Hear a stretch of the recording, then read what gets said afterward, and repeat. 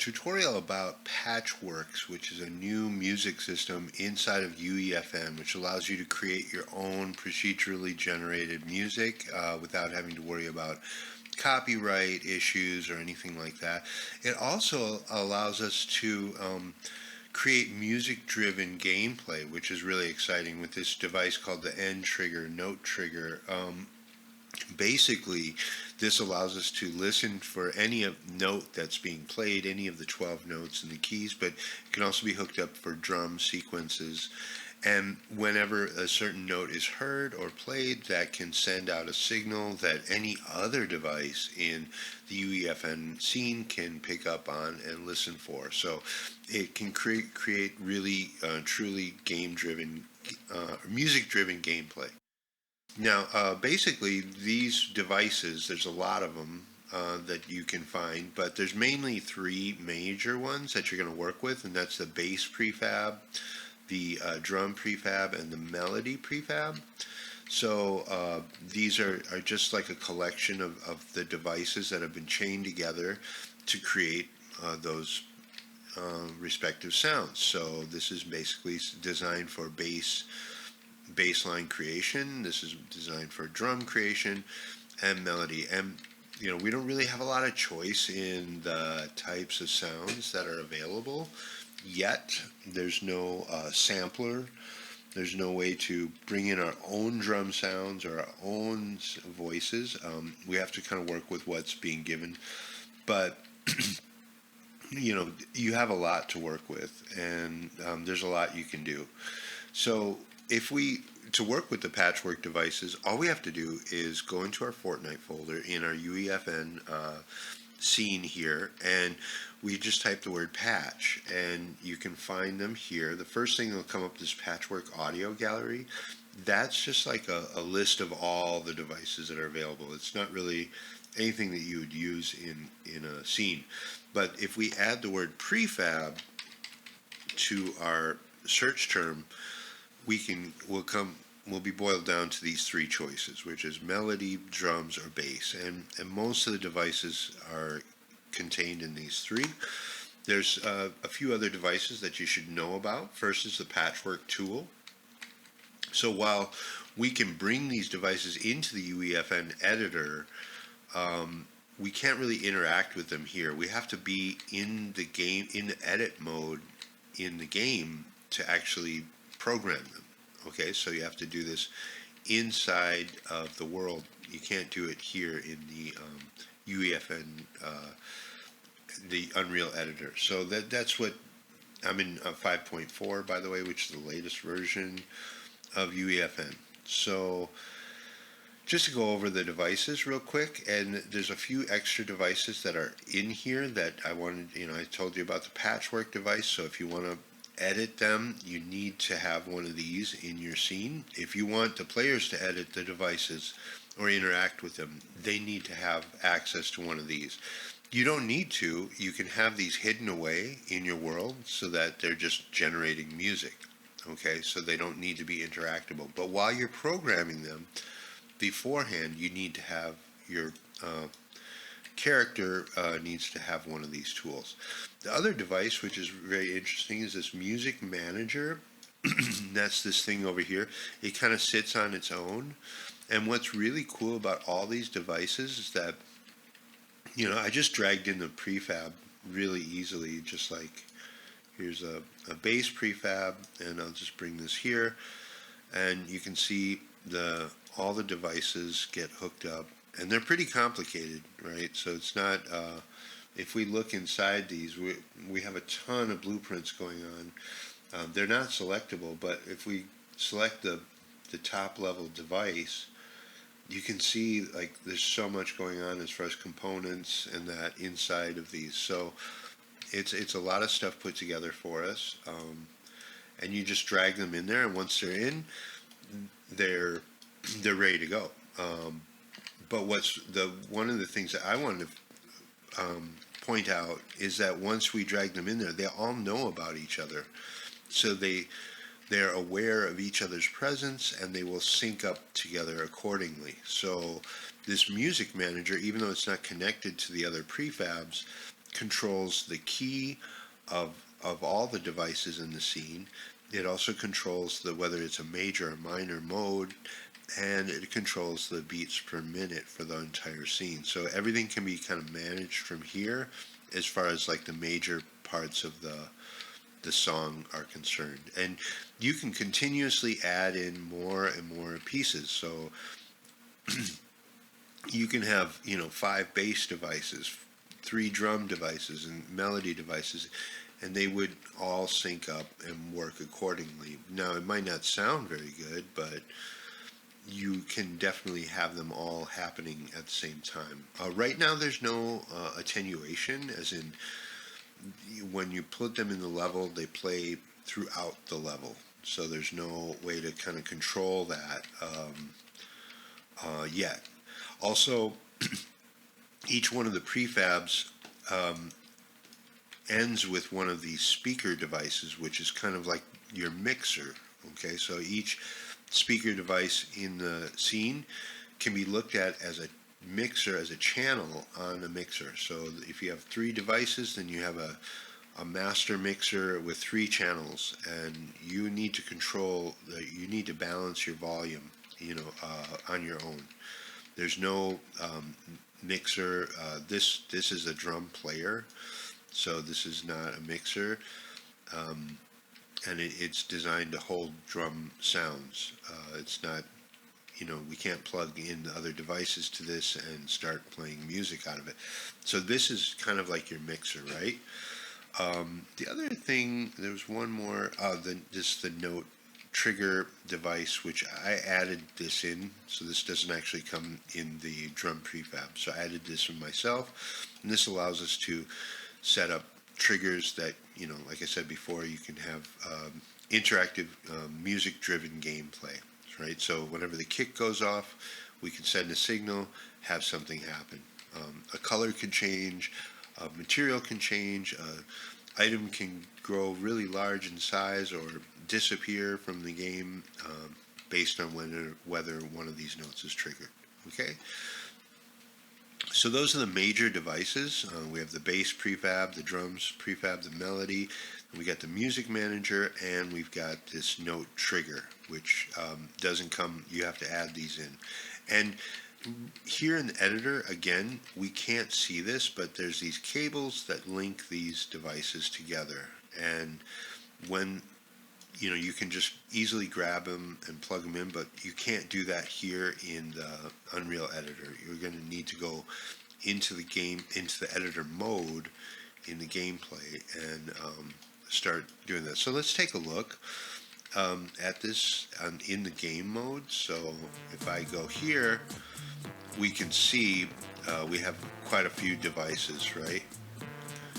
So first I need to get my tool.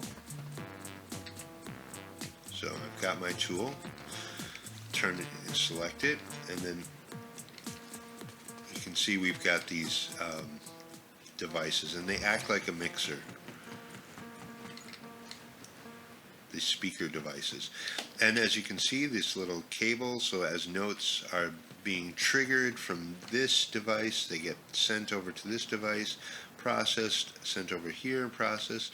This is actually the voice, right? And then these are some effects, and then it goes out just like the way you'd have in a real musical channel, right? So, or a real music system, right? So let's go over these devices now. How do they work? And I hadn't seen a lot of tutorials on this on YouTube, so I thought, I've worked in music for a long time, so I thought, let me share my information about this. So you can look at this grid as kind of like one bar, and within this one bar we're going to play these notes, and we can change that note to be quarter notes, but the problem is we have 8, 7, 6, 5 lengths. So now if you notice, there's only 4 notes here, right? So this is the length of our bar, right? Now I want you to notice how this diamonds over here are progressing. Because what this is these are the scale. These are the notes of the scale. So we are in the key of D. And if I go back to my music master here, open that up, we're in D minor, right? So if I change this to C, you could hear that modulation. You'll notice here, these notes have changed now. They've gone from sharps to flats, and it's a different set of accidentals. So this is C minor, but if we change that to major, then we get our notes of the scale. So if you don't know anything about music theory, this is, you know, what it is. You have 12 possible notes in the chromatic scale, and then in the regular scale, chromatic means every note, regardless of the scale. And when you play the regular notes, or the regular scale, you have 7 notes, right? So whether it's major, minor, and then there's a few other scales that have like pentatonic and things like that, but we're not going to get into that because we don't have access to that type of presets.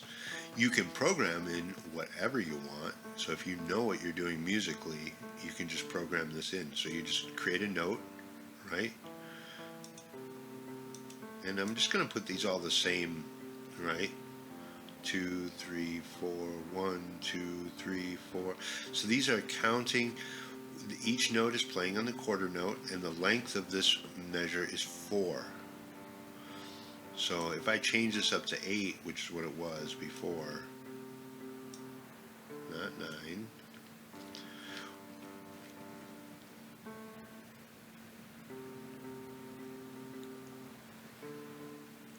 So basically, this is, you could look at this as a 2-bar pattern right here. So I have my notes being triggered on the quarter note, which is a quarter note is 1 beat per 1 beat per note. So if your notes are at 110 BPM, so you're having 1, 2, 3, 4, 2, 2, 3, 4. So because I set this length to be double this note value, this is actually 2 bars right here. And how do we know that? Because this thing here, which is the note progression, is playing the first 4 notes, and then it's changing to another progression. 4, and then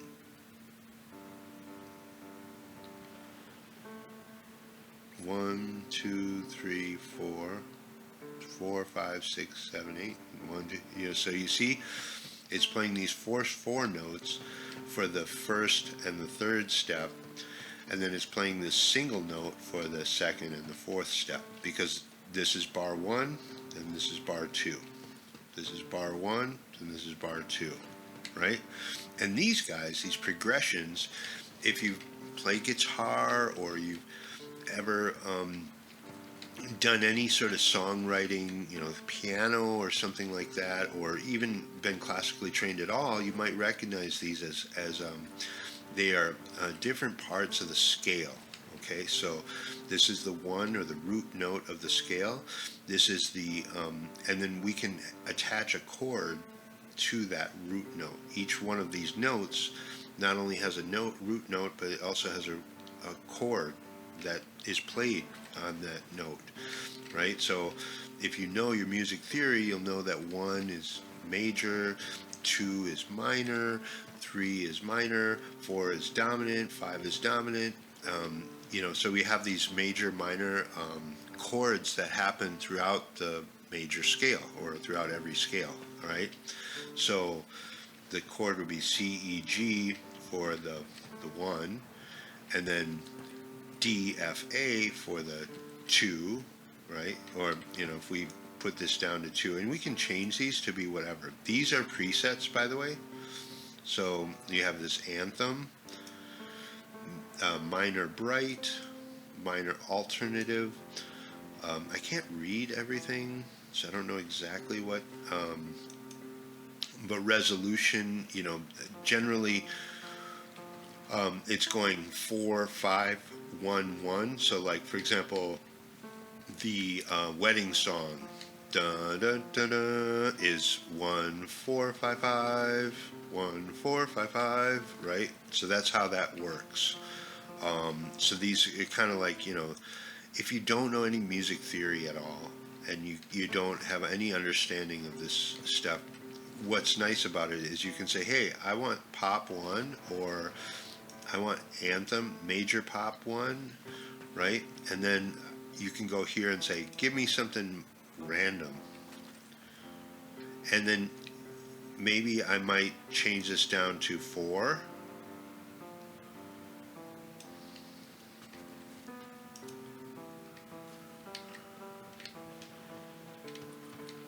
Right?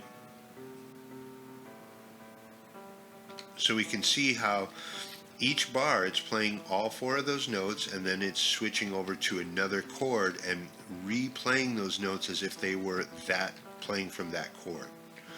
So if that, I hope that makes sense. And then this change, we can also have this change, decide how if we want this to be over 4 bars or 2 bars or 1 bar. They're only giving us bars. They're not letting us do it down to like the half note or quarter note. But you can really, in the end, make up a full song here, right? So we have this anthem.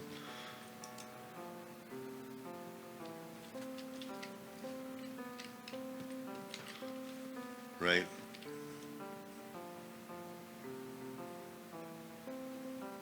You can hear the resolution when it goes back to the 1, and then goes, and you can start to hear how a lot of, like, big house anthems, or these, big techno songs that come out, they all follow the same pattern, right? So it's not hard for you to quickly make up some new songs here, right? One other thing I wanted to showcase is this page thing, and that's like, goes back to the old days of equipment when we had, we didn't really have like a lot of screen space. So the notes needed to be fit into a small, screen. And if you wanted to have like larger songs, you need to have different pages that you could switch your screen to, so that you could see the notes clearly and still be able to edit like longer progressions, right? So also the other thing I wanted you to take note of is this is 4, so 1 2 3 4, 2 is a 4 to 4 song. So 1 bar is 4 beats, and then in this page you could consider this a different bar, right? So if we go to page 2, is empty. If we go to page 3, is also empty, and you'll see that the circle is highlighted. It's filled when there's notes there. So if I go back to 2 and then just hit random,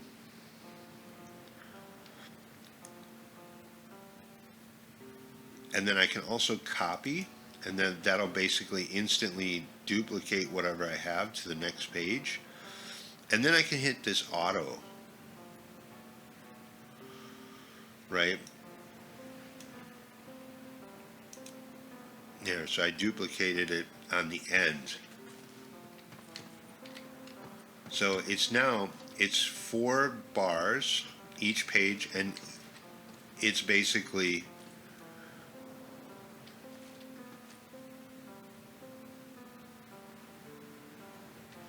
each bar is playing a different chord in the chord progression. So that's kind of how that works, right? All together. Now we can also change our voice here. We can, detune it, add some vibrato, which can be modulated, the rate.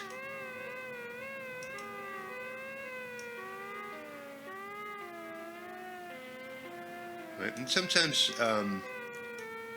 I know it sounds really bad, but if you layer detuned synth on top of each other, they can sound pretty cool together, right?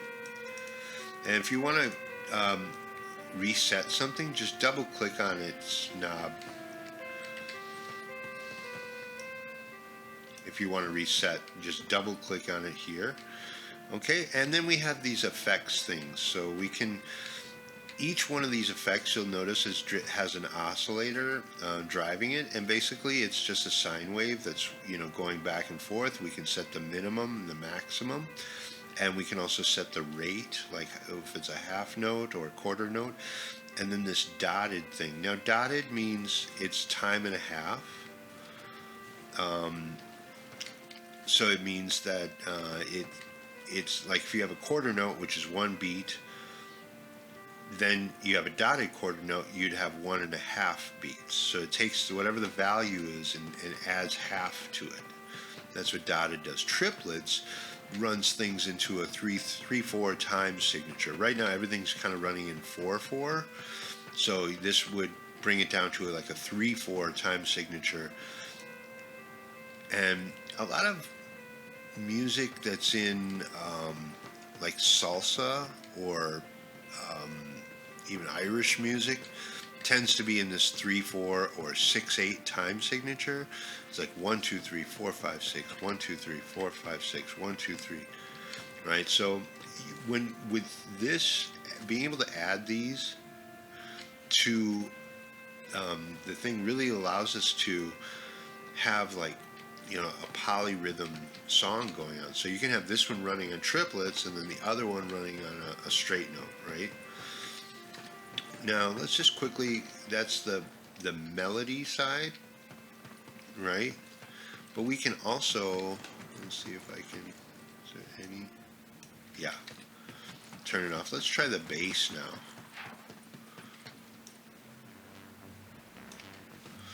And by default, they're going to show you something like this, right? Now, I might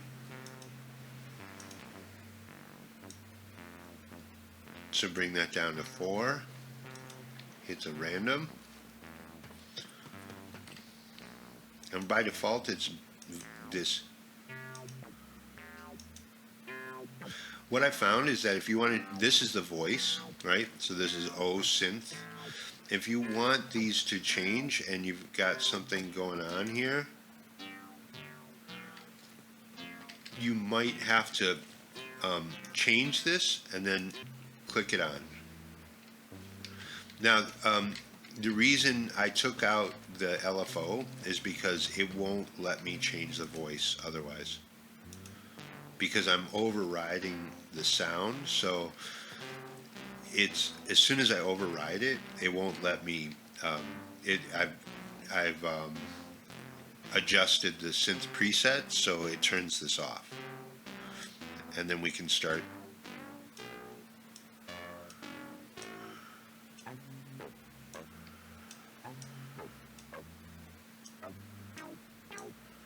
Right, and notice it's off, but as soon as I switch it on, right, it will. So if you have this in and you notice, hey, I'm trying to change the presets, and you notice nothing's happening, and that's because we're overriding it with this like tube here. You just need to click it once, and it'll automatically set the rest of them to the settings of the. This is an FM synth, but it might be better you just take this off. So you can see how I just grabbed that and dropped it, and it immediately,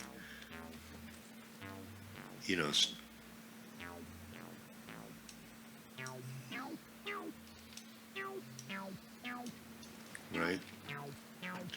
And we can control the octave. We control quite a few things. We also have this distortion, which this can.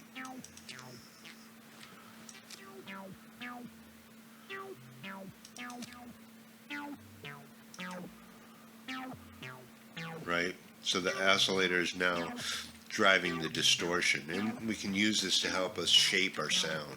Okay, so we have only a few synth sounds, only a few melody sounds to work with.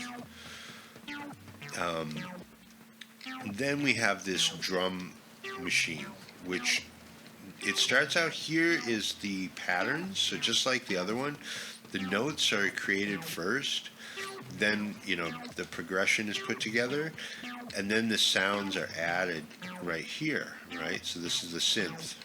So if you ever used like a real MIDI sequencer, this is the way it works, right? The sequencer is one device that triggers your synthesizer or whatever it is that you're using for your voices.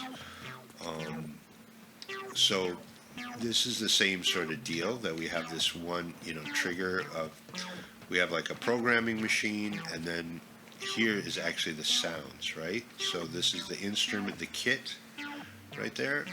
And then if I turn this up, and we have these presets of like drum styles. So this is techno, and then we have a reggaeton, soca, bossa nova. Now, for some reason, the drum one comes with this echo. I tend to like to turn it off because it will muddy up the drums.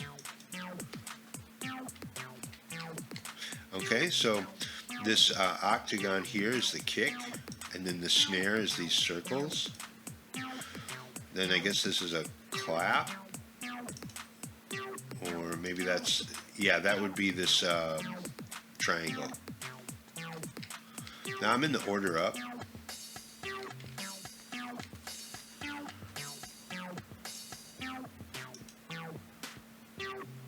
And there's Miami bass, right? Let's turn off the bass here so we can really hear it.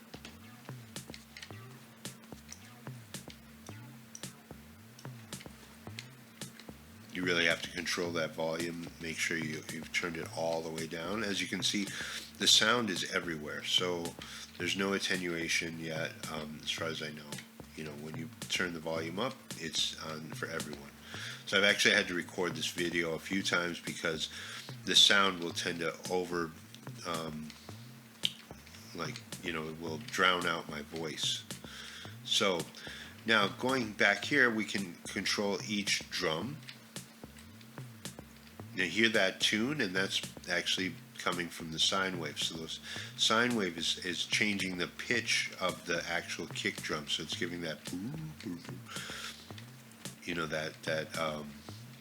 sound. So that's, again, we have control of when this happens. We have control of the range, the start and the maximum and the minimum, and then the waveform style. So triangle, sawtooth, square, random, wobble, and then sine, and then the rate again. So like I said, you can have this being a half note, the other one being a quarter note, and then another thing being an eighth note. So you really can create some complex stuff if you know what you're doing with that kind of thing. Like I said, with the drum trigger, the end note trigger, I added this into the prefab. It doesn't normally come with this. So what this allows me to do is select a note, and when that note is triggered, and I think that's happening because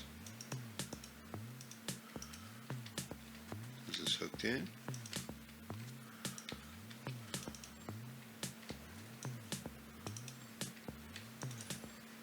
There we go.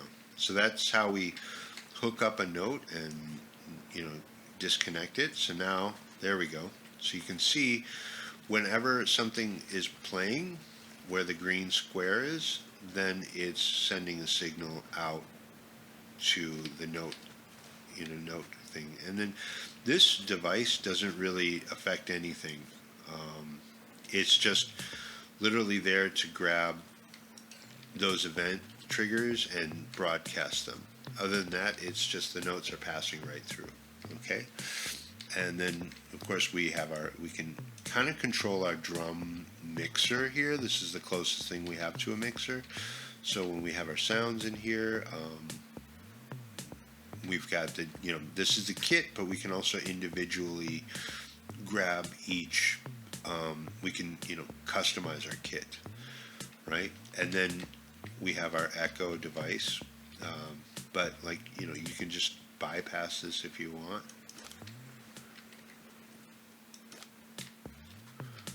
Right, and then if we want, now that's technically that's not, well,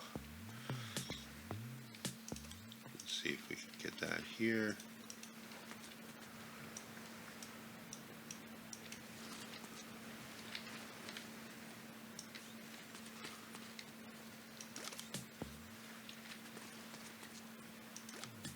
There. Now, I think by default it just hooks this up because this is here.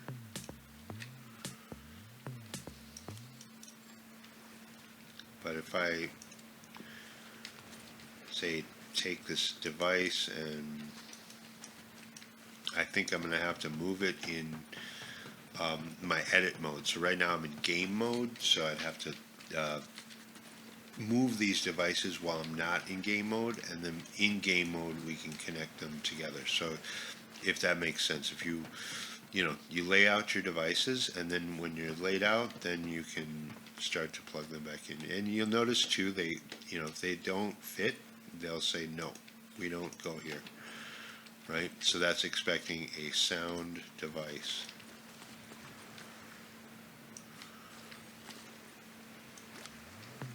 Right, there we go. Now I don't know if that's, it's hard to tell. It doesn't look like it's plugged in. Yeah, I don't think it is. I think we were able to bypass it. So even if I put this on, it's not changing anything because it's not part of that mix, the flow of the signal. So that's really that's the major overview of this. I'm going to make another tutorial about doing note trigger events and different things that we can do with this.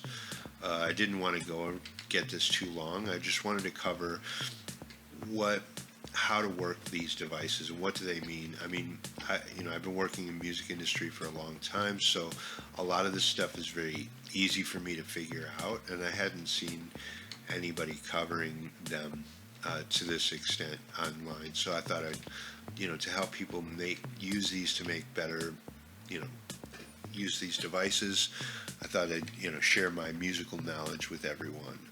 But I will be going over note trigger events and any new types of devices that they add to the layout. I'll be definitely covering them. So if you like this video, like and subscribe to the channel. Thank you for watching, and I will catch you on the flip side. Thank you.